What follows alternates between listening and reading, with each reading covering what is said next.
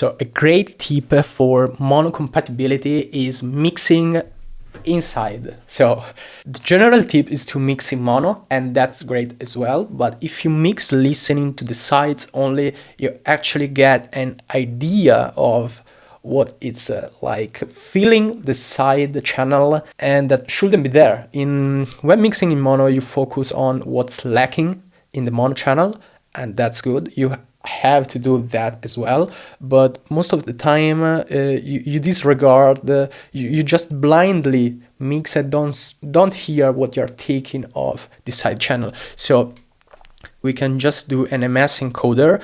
In this case, I have this mono side audio effect rack, and I'm making them with the monitoring free by Air Windows. So here I have the mono and here I have the side.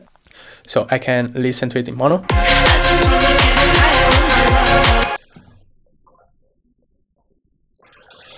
So listening to the sides only is like an additional perspective you can use to your mixing in mono workflow. So mixing in mono is great, but sometimes you just get too used to how the mono sounds and don't understand what's lacking.